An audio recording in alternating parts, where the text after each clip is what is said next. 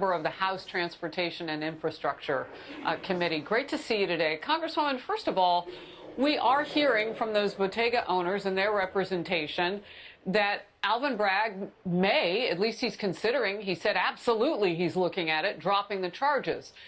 He has been soft on crime, and that may not absolve him of what's happening now, but it may be a flex that he chooses to make right now. Well, sure. He's receiving a lot of pressure, and I'll say that everybody from the Democratic Mayor Adams to representatives like myself and organizations have been calling for him to drop these charges. But it's the reason why we've given him the name Backwards Bragg, because he's decided to release career criminals back onto our streets, and yet an individual who is simply trying to protect himself is being now charged with murder. And what the Democrats need to understand here is that their policies have created a mess in New York City where people do not feel safe. And if you're going to have woke prosecutors and judges who refuse to actually prosecute people and instead putting them back on our streets, there are going to be more law-abiding New Yorkers who are going to feel the need to protect themselves because the city is not protecting them. You know, I want to visit, if we can, what happened a little bit to Jose Alba. Because in that melee in the store, he and this man are having a confrontation. There's been video that's come out that's shown that Alba was trying to de-escalate the situation with some of the language that he was using. He ends up charged with murder in Rikers Island, and from the stab wound from the deceased man's girlfriend, allegedly, that gets infected while he's at Rikers before they let him go and he posts bail, so on and so forth.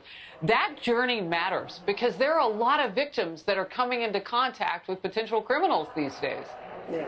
Yeah, what happened to Mr. Alba is just plain wrong. I mean, again, a hardworking immigrant who was just simply trying to make a living. An individual walks into the store, tries to take a bag of potato chips without paying for it, and then when he, said you have to pay for something when you come in the store, she leaves and brings back a boyfriend to then, really not just mistreat, but attack Mr. Alba. And so he was acting in self-defense, and I think that's very clear from the video. But it goes to just show, again, how an individual who was arrested 8 prior times was being released back onto the street to now bully Mr. Alba. And I think that we need to restore law and order. People feel there are no consequences. These individuals are emboldened. You saw it with the smash and grabs. You saw it with the looting during the summer of 2020.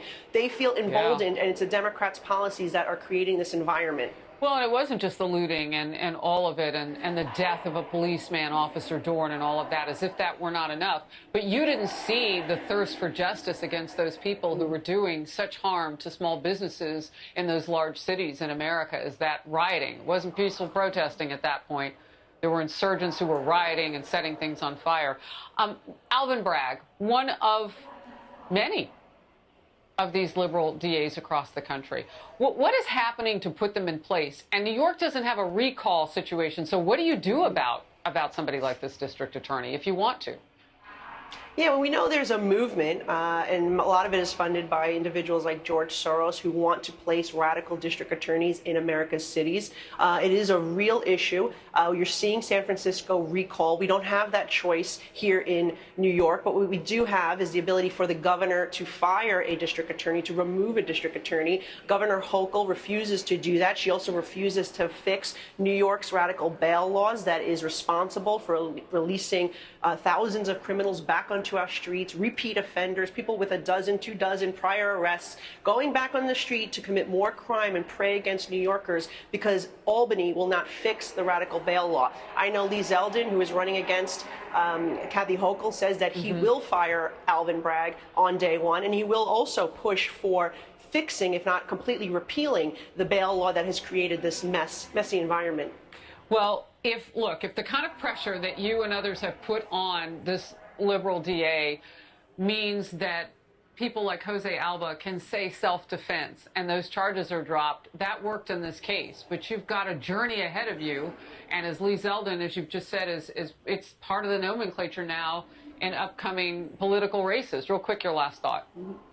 No, that's absolutely true. Look, if New Yorkers want to change what is happening in New York, you can't keep electing the same people that are allowing this to happen. Do you know that there was a drug cartel smugglers $1.2 million in meth on the streets of New York City. They were arrested and they were released because of the bail law. That is completely outrageous, and it shows you how the federal policies at the border and the local policies in New York City have come together to just make America less safe. Yeah, no doubt. Congresswoman Malliotakis, thank you for being in focus today. Thank you. A war of words at yesterday's Senate Judiciary Committee hearing on